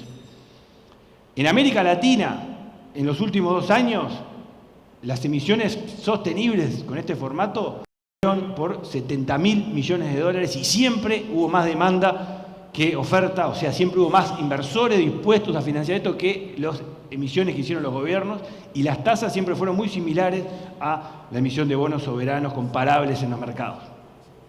Nosotros pensamos que tenemos que pensar que todo hay un mercado muy grande, que son bonos de ESG, que es esta fórmula en la cual están los bonos verdes. Por lo tanto, Uruguay tiene experiencia en esto, ya conoce cómo se habla esta lógica. Uruguay ha usado una parte, la primera, la E de esa fórmula, ahora hay que ir por la S. Entonces nosotros creemos que Uruguay tuvo una experiencia buena en octubre del 22, cuando emitió su primer bono ESG, sujeto a metas ambientales, relacionadas con el acuerdo del país, por 1.500 millones de dólares, una tasa de 5,75 y un vencimiento del 2034, con una demanda que fue de 4.000 millones de dólares. Volvió a salir con el mismo bono, con la misma tasa, al mismo plazo, y hubo una demanda de 2.700, cuando solo emitió 700. O sea, ¿qué quiere decir esto? Que había, en la última emisión del bono, digamos, sostenible de Uruguay, hubo 2.000 millones de dólares de demandantes que querían financiar al gobierno uruguayo a esa tasa y quedaron afuera porque la emisión fue por 700. Y un bono social, como es esta dinámica que uno estaría pensando, entra en esta categoría y ha sido muy utilizado. Miramos, me tomé el trabajo de mirar las últimas emisiones recientes de bonos sociales en América Latina. Ecuador en el 2020, 400 millones de dólares, el 7% anual para financiar viviendas con apoyo del BID y Goldman Sachs. Junio del 21, Chile, 5.800 millones de dólares, el 7%, para financiar acceso a servicios básicos con el apoyo de los principales bancos de inversión a nivel internacional. Noviembre del 2023, Brasil, 2.000 millones de dólares. En junio del 24, de vuelta 2.000 millones de dólares. De vuelta, muchos bancos, desde el Banco Itaú, JP Morgan, Goldman Sachs, Santander, HSBC, todos apoyaron el proceso y salió al 6,4% anual. Colombia, también en junio del año pasado, 2.500 millones de dólares, al 8,5% anual, también para financiar avances en los objetivos de desarrollo sostenible con el apoyo del BBVA y HSBC. O sea, hay muchas experiencias exitosas en los mercados recientes donde este tipo de instrumentos se han posicionado y hay muchos inversores que estarían disponibles. En Uruguay tenemos, ¿quiénes son los que financian esto? Bueno, en Uruguay sabemos que tenemos una cartera de 2.500 millones de dólares en manos de la SAFAP, que la mitad son bonos del Estado uruguayo, como podrían ser estos, la mitad. Los corredores que están en la bolsa, los clientes, tienen 8.000 millones de dólares con un altísimo porcentaje de bonos soberanos uruguayos, los cuales también son potenciales inversores, o sea, que estarían dispuestos a poder financiar este proyecto. Fondos de inversión. Son muchos los que financian usualmente y están presentes en las emisiones de bonos soberanos uruguayos y estuvieron con los bonos verdes. Franklin Templeton, PIMCO, BlackRock, los principales fondos de inversión que están ahí citados que han tenido y tienen siempre una permanente interacción con las emisiones soberanas del Uruguay. Y después están los organismos multilaterales. Banco Mundial, el BID, la CAF, Fonplata. Todos otorgan préstamos con compromisos sociales. Y lo han hecho recientemente, por ejemplo, el Banco Mundial en 2023 con Ecuador, incluso a Uruguay, lo hizo a Colombia en el 2024, a Argentina en el 2025, el BID aprobó créditos por 2.400 millones de dólares a Colombia, a Ecuador recientemente, a Chile, todo esto ahora, la CAF en 2024, créditos a Brasil, a Ecuador y a Colombia por montos elevados, dependiendo en cada caso. Lo que quiero decir que y Fonplata Uruguay en particular, tema de saneamiento, aprobó crédito de 325 millones de dólares el año pasado. O sea, entonces, el financiamiento no es un tema de financiamiento, es un tema de estar dispuestos a asumir esto, porque como decía el título, es una deuda que está. Para mí un punto muy importante a la hora de pensar en una inversión que hay que financiar es el retorno de esa inversión. Y acá se mencionó en la presentación previa que esto tiene un retorno. Para empezar, hay un impacto económico de corto plazo si esta inversión empieza a funcionar el año que viene, que es el impacto que genera la construcción. La construcción de estas viviendas, para lo que se estima necesario crear 8.000 puestos de trabajo, genera un impacto económico automático en la actividad. Estamos hablando de un impacto directo de 720 millones de dólares anuales, desde el 2026 al 30, solo por la facturación en la construcción. Hay un impacto indirecto de 430 millones más de proveedores necesarios para completar todo este proceso productivo. Y finalmente, un impacto inducido que se calcula con técnicas habituales para análisis de impacto económico, que es el gasto asociado a las remuneraciones que se pagan en todo el proceso, que en este caso serían más de 1.800 millones de dólares anuales. Estamos hablando de un movimiento que ya en el corto plazo es importante para mover la economía, que es algo que el país necesita. Pero esto no es lo más importante. Lo más importante es el impacto de mediano y largo plazo que tiene esto, que es lo que realmente hay que creérnosla, porque en el fondo creo que el gran problema es que miramos hasta acá y no miramos cómo sigue. Entonces, no desconfiamos, y mis colegas son los primeros en desconfiar, en el impacto de largo plazo de estas cosas. Y lo hay. Para empezar, hay un impacto en salud. Acá nosotros analizamos toda la literatura existente que ha medido bien esto, publicados en revistas científicas de primer nivel internacional, de cómo impacta en salud este tipo de programas a las personas que los afectan. Y habló, concretamente, ejemplos puntuales tenemos, todo conoce algún ejemplo puntual. Bueno, ¿cómo son los grandes números? La verdad que si uno ve la evidencia, y cuando uno analiza programas que se han hecho en otros países y que lo han medido de forma científica, hay efectos importantes por la mejora habitacional, tanto en calidad como en mantenimiento, en salud infantil, diarrea, parasitosis, anemia, y en salud mental de adultos de magnitud relevante.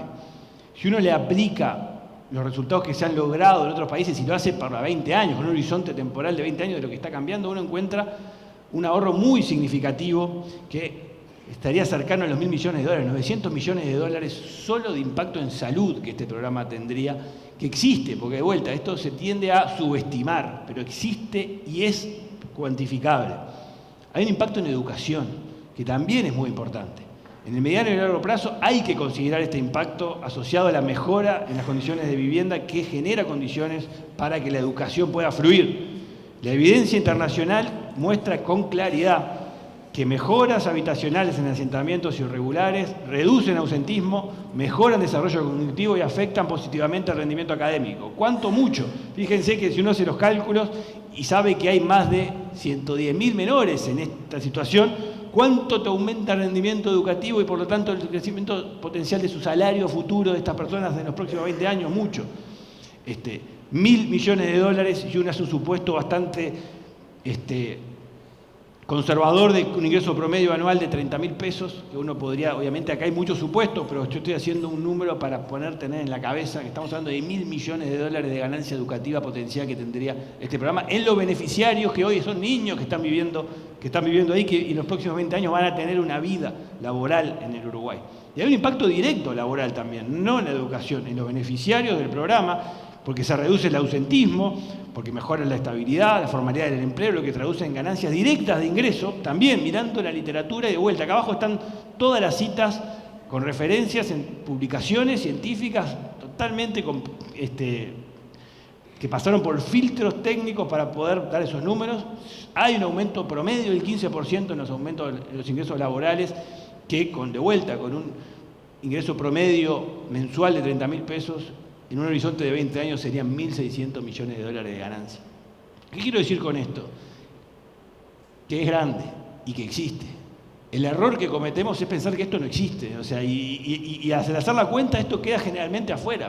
Pero porque sea difícil de medirlo y que sea un poco también de confiar que lo que se produjo en otros lados lo vamos a poder producir acá, no quiere decir que no exista y que lo tengamos que dejar afuera.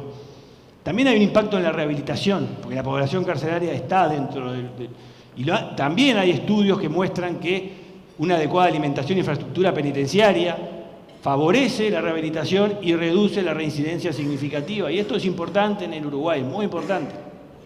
Si uno se fija de vuelta en los resultados a nivel internacional, hay un 36% de reducción de reincidencia delictiva por condiciones adecuadas en las cárceles.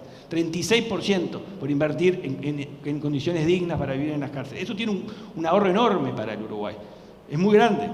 Este ahorro son de vuelta casi más de 1.000 millones de dólares en el horizonte de 20 años, si uno considera dos cosas: los costos directos de la cárcel y, a su vez, los delitos evitados por la reducción de la tasa de reincidencia. Si uno pone todo en el paquete, como ustedes ven, las ganancias son ampliamente superiores a la inversión necesaria para poder cumplir con esta deuda pendiente del país. Creo que es muy importante la fase de implementación. Por eso vamos bajando ya los últimos comentarios. La fase de implementación, estos son solo sugerencias, obviamente, o sea, no soy tan atrevido como para decir lo que tienen que hacer los que están ocupando las funciones públicas. Son sugerencias en base a evidencias que han funcionado o no a lo largo del tiempo. Nosotros tenemos un instrumento que funciona. La ley 18.786, que es la que estableció los contratos de participación público-privada, porque tiene dos topes. Y la verdad que estos topes están presentes porque Uruguay se los autoimpuso. Estamos hablando de que el valor presente neto no puede, de todos los contratos vigentes no puede superar los 7.200 millones de dólares, y los pagos anuales que afectan el déficit fiscal no puede afectar los 560 millones de dólares anuales. Bueno, nos fijamos en la última rendición de cuentas. ¿De dónde estamos parados hoy? Cuesta, porque está perdido ahí, hay que hacer cálculos, porque no tampoco está puesto de una forma del valor presente, hay que calcularlo. Calculamos el valor presente y te da que hay usado de este tope 5.380 millones, incluyendo los pasivos contingentes que también figuran en la rendición de cuentas 2024. Lo que deja un margen con el tope vigente de 1.820 millones de dólares para hacer contratos nuevos de asociación público-privada y pagos anuales, de 465 millones, lo que deja 95 millones de pagos mensuales. Esto es sin cambiar nada. Ahora, esto se puede cambiar, ¿no? O sea, los topes que están previstos en la ley los puso Uruguay y no hay nada a nivel internacional que diga que tienen que ser eso, ¿no? Uruguay puede, con otra ley, modificar estos topes y aumentarlos, siempre y cuando, obviamente, el aumento sea percibido por los mercados y por los organismos internacionales que no abusa de la sostenibilidad de la deuda pública del Uruguay, ¿no? El tope, esto lo pone la credibilidad que puede tener el país en aumentar su deuda, y eso es lo que se va a mirar. No hay un número mágico. Acá es la confianza de que esto vale la pena y que creo que es una inversión muy útil para el país. Para los manejos de los recursos, la verdad que tenemos mucho ya hecho. O sea, esa es la verdad. O sea, Uruguay ya tiene un fondo, un fideicomiso de integración social y urbana, el FISU, que tiene como finalidad específica la construcción de viviendas. O sea, ya está lo que se necesita. O sea, un fondo que solo se puede encargar de esto y que no puede salir la plata más que para otra cosa que sea esto. O sea, no es que la bolsa del presupuesto nacional se lo lleva, no. Los recursos tienen que entrar en ese fondo que ya está funcionando, que tiene como fideicomitentes el Ministerio de Economía y Finanzas, el Ministerio de Vivienda, el Ministerio de Ganadería, Agricultura y Pesca, porque está colonización ahí por los terrenos. Tiene como entidad fiduciaria con AFISA y tiene como gestora la DINISU, que es parte del Ministerio de Vivienda y Ordenamiento Territorial. O sea, la infraestructura, digamos, financiera local ya la hicimos.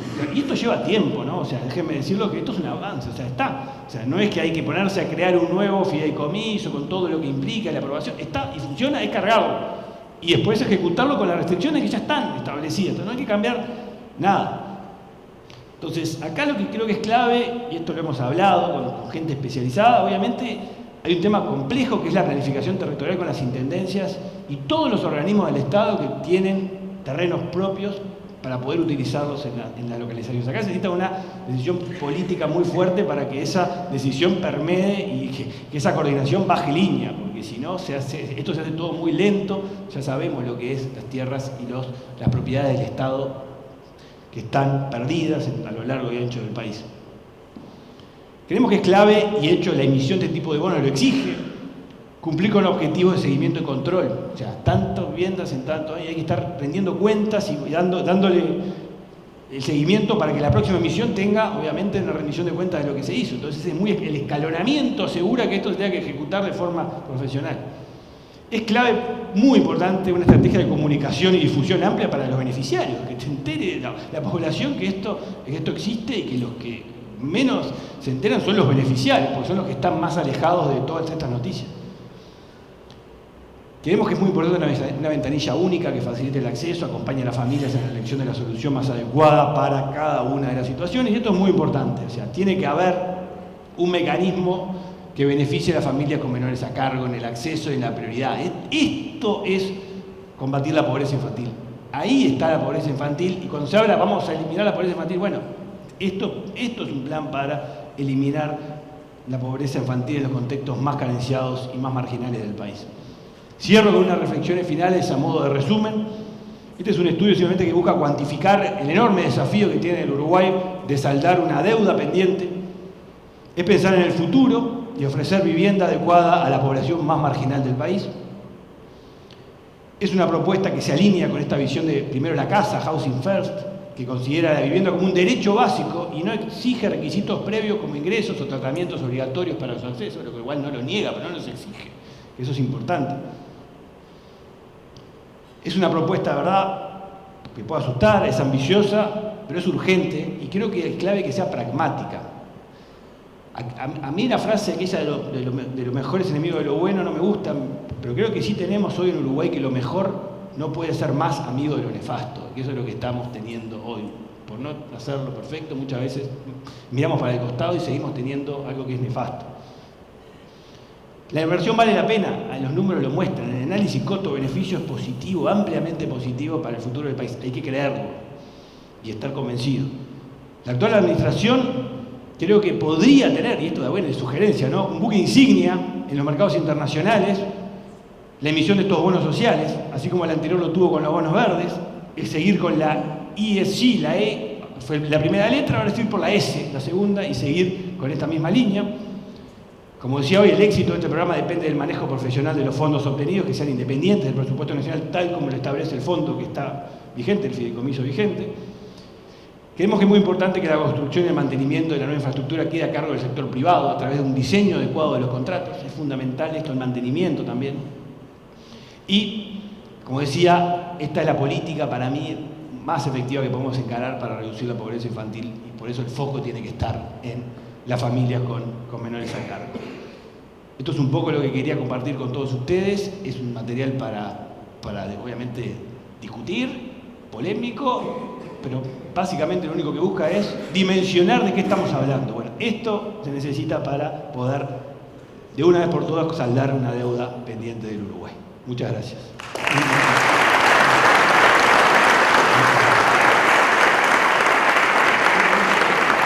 Personal da cierta ilusión de que es posible, ¿no? Es posible, no es imposible, justamente, algo que generalmente se plantea como tan difícil de lograr. Hay instrumentos concretos. Pero ¿quién mejor para comentar esto que la ministra de Vivienda y Ordenamiento Territorial? Nos damos el lujo de cerrar este evento con la palabra de la ministra Tamara Paseiro, a quien invito a acercarse.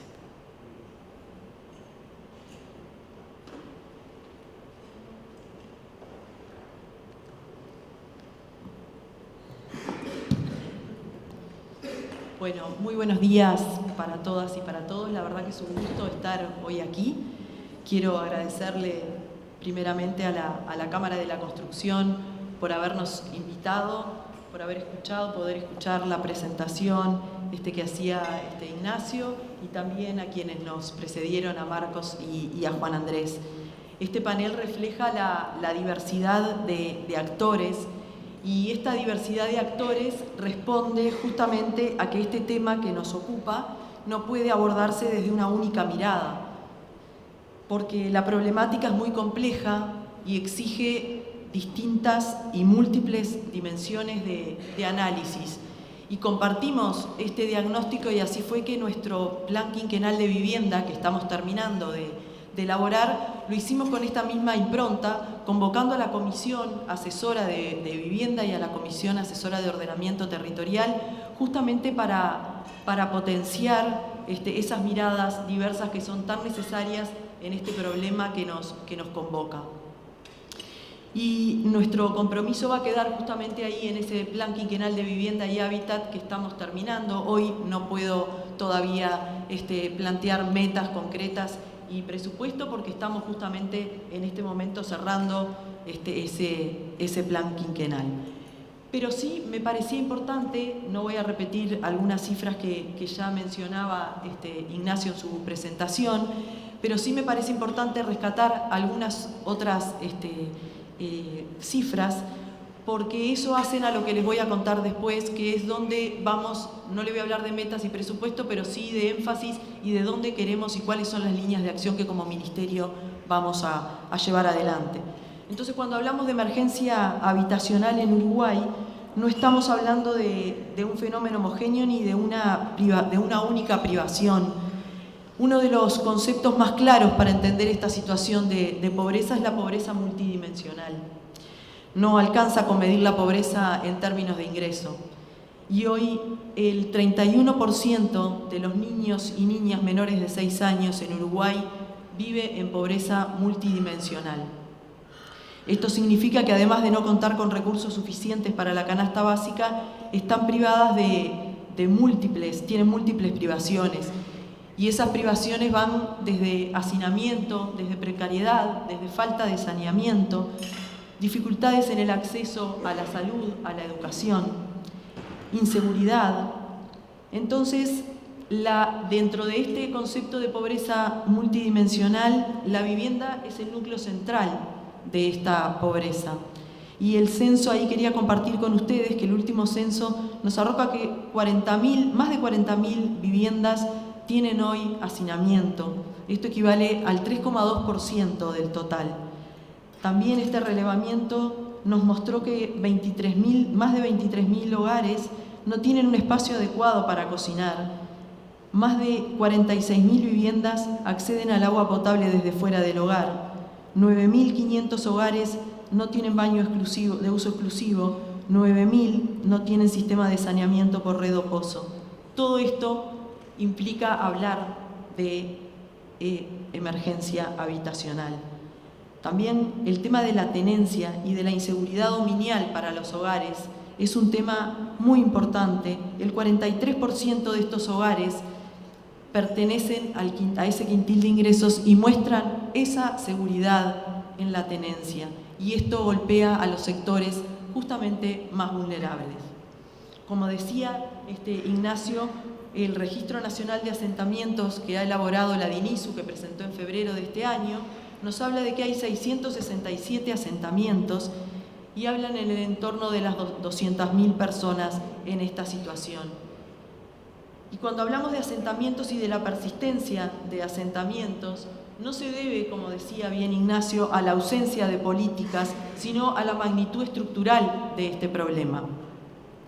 La urbanización acelerada, la desigualdad en el acceso al suelo y a la vivienda, nos desafían constantemente para que no se siga reproduciendo y generando más asentamientos. No llegamos a eso, a romper la cadena, ¿verdad? Entonces, tomando en cuenta estos datos, nos parece importante decir y sintetizar que la pobreza multidimensional afecta a las infancias. Son hogares pobres con jefatura femenina, por tanto el trabajo en cuidados y la autonomía económica de las mujeres es fundamental. Las carencias en vivienda en lo que respecta, como decíamos, a hacinamiento, a falta de saneamiento, a la debilidad en la inseguridad de la tenencia y los asentamientos irregulares que persisten como expresión de la desigualdad urbana y territorial es lo que nos ocupa como ministerio. Entonces, la emergencia, cuando hablamos de emergencia habitacional, no hablamos solamente de déficit de vivienda. Hablamos de derechos, hablamos de dignidad y hablamos de futuro. Quienes más sufren hoy son los niños y niñas y adolescentes, justamente porque crecen en condiciones de precariedad, pero mañana cargarán con otras vulnerabilidades que son la desventaja en la vida educativa, laboral y social. En definitiva, la falta de vivienda adecuada no es solo una expresión de pobreza, sino también un mecanismo que la reproduce y la profundiza. Como Ministerio de Vivienda, desde que empezamos, desde que asumimos en marzo como equipo de gobierno, que hoy aquí me acompaña casi todo el equipo de gabinete, nos propusimos y nos planteamos qué ministerio queríamos para este quinquenio. Y decíamos, queremos un ministerio cercano, queremos un ministerio presente, queremos un ministerio que nos permita reducir las desigualdades en el territorio. Y entonces las políticas de vivienda tienen que atender a esas desigualdades del territorio. Los territorios no tienen condiciones homogéneas. Hay territorios donde la infraestructura está consolidada, donde hay una fuerte presencia de inversión privada y hay otras áreas profundamente postergadas sin inversión. En esos lugares es donde se concentra la población más vulnerable. Entonces, esta política no puede ser uniforme, tenemos que focalizarla para estos sectores y creo que hoy ha quedado claro dónde tiene que estar esa focalización. Hasta ahora las principales herramientas fueron las relocalizaciones, las regularizaciones, que por supuesto que nos permiten llegar a mejorar los barrios enteros, dotarlos de infraestructura, abrir calles, hacer saneamiento, dar los servicios y trabajar con las familias. Pero sí tenemos que ser bien honestos que de esta forma no alcanza y no llegamos. Tenemos que ser conscientes que además de atender a estas soluciones definitivas y dar respuestas estructurales, también tenemos que atender a la emergencia habitacional. Y para eso tenemos que dar respuestas rápidas, tenemos que tener intervenciones rápidas y estar abiertos a las soluciones transitorias que permitan justamente que aseguren un piso mínimo de dignidad y de protección de derechos. Entonces, ¿qué nos proponemos? Además, por supuesto, de continuar con los programas que hoy lleva adelante y que se mencionaban, del programa de mejoramiento de barrios, que el Plan Juntos o el Plan Avanzar, que tienen una cartera muy grande de proyectos y que vamos a continuar incrementando. Queríamos comentar con ustedes hoy 4 acciones contundentes frente a la emergencia habitacional y a la pobreza infantil focalizada en los niños, niñas y adolescentes. Entonces, la primera línea es justamente atender a estas situaciones de emergencia crítica. El Estado debe ir a buscar a esas familias, no esperar al reclamo de esas familias. Debemos ir por esos derechos, por garantizar, como les decía, ese mínimo para que las familias puedan justamente generar y hacer sus proyectos de vida. El desafío de la emergencia habitacional no se resuelve, como decíamos, con soluciones definitivas, sino que también tenemos que estar abiertos a estas respuestas inmediatas y flexibles. Y ahí también vamos a apostar con un programa que vamos a llevar en conjunto con el MIDES, que es Crece desde el Pie, que justamente atiende a la primera infancia en situación de emergencia habitacional, donde vamos a trabajar con las embarazadas para justamente que esos niños no nazcan en estos hogares con tanta precariedad habitacional. Y hoy ya nos encontramos mapeando estos lugares, mapeando dónde se encuentran estas familias en todo el territorio nacional para llegar con este programa de atención a la emergencia. En paralelo también estamos trabajando con el Ministerio del Interior, también en un trabajo conjunto con la CAF, para un programa que es Más Barrios. Más Barrio lo que se propone es mejorar la convivencia en los barrios, mejorando sus condiciones de infraestructura y atendiendo también a los vínculos comunitarios y a la prevención justamente también en esta emergencia.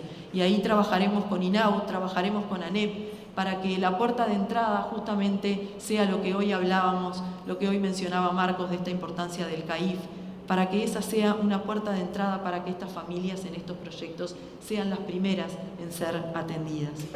Y también, como bien decían, no solo es la población que vive en asentamientos, también es la población que hoy atiende INAU, también es hoy la población que trabaja con INISA y también es hoy las personas en situación de calle.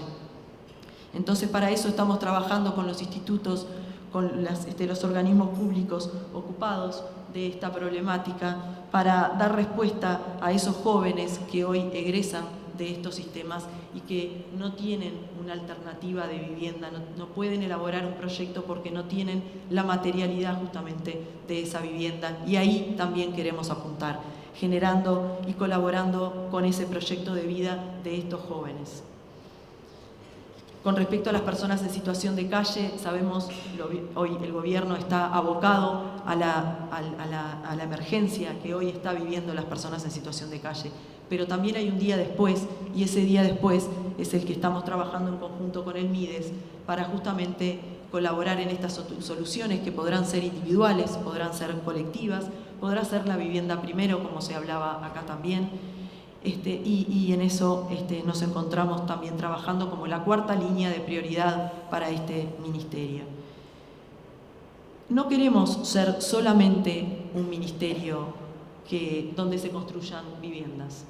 Queremos ser un actor que actúa de manera preventiva, un actor cercano, un actor que coordina, que llega a más hogares atendiendo las situaciones de emergencia con la urgencia y la sensibilidad que se necesitan. Lo que está en juego no es solo el derecho a la vivienda, que ya es mucho, sino la posibilidad de construir un hábitat digno, seguro e integrado, que es fundamental para estas generaciones que hablábamos anteriormente. Y quiero ser bien clara en esto que decía y que justamente venían hablando y que cada uno de los que ha hablado hoy aquí lo ha reafirmado. El Estado asume la responsabilidad, por supuesto, de liderar este proceso, pero no puede hacerlo solo. La magnitud de la emergencia nos obliga a convocar a todos los sectores de la sociedad y aquí es donde ustedes tienen un papel decisivo. Y ahí me voy a referir a la academia. ¿Qué queremos de la academia en este periodo de gobierno? Queremos una academia cercana a la gestión. Le pedimos que aporten herramientas rigurosas para medir el impacto de la política pública, que acerquen alternativas constructivas, innovadoras y accesibles, y que contribuyan a generar conocimiento. Desde el Ministerio nos comprometemos a producir esta información, a generar información de calidad para poder evaluar la política pública. Entendemos que la evaluación, el monitoreo y el seguimiento de la política pública es fundamental para que la academia nos pueda nutrir y seguir aportando, fundamental para la gestión que llevamos adelante y fundamental para la transparencia de todas y todos los ciudadanos. A las organizaciones de la sociedad civil queremos reconocer que muchas veces están en los barrios antes que el Estado llegue.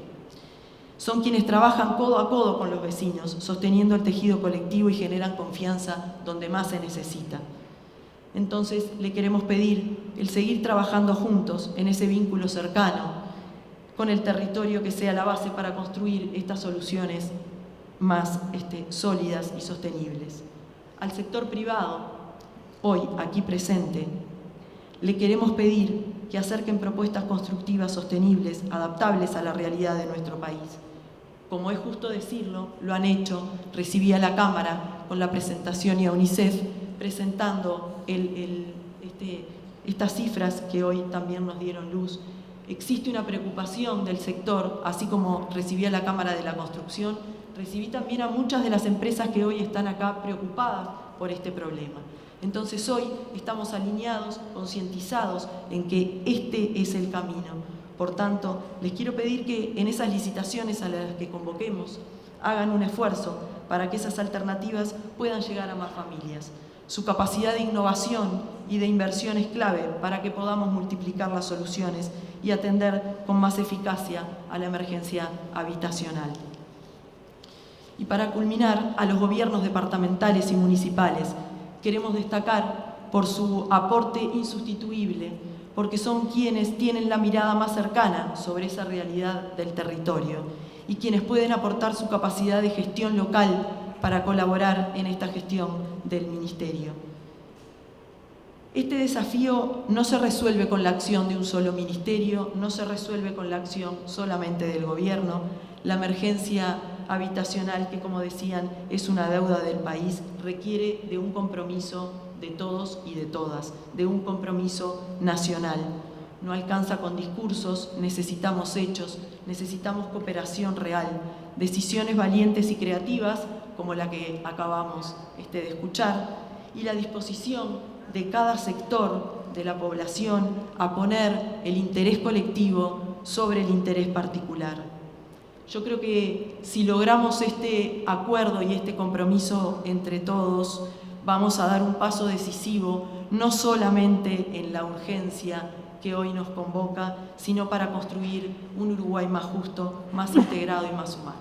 Muchas gracias.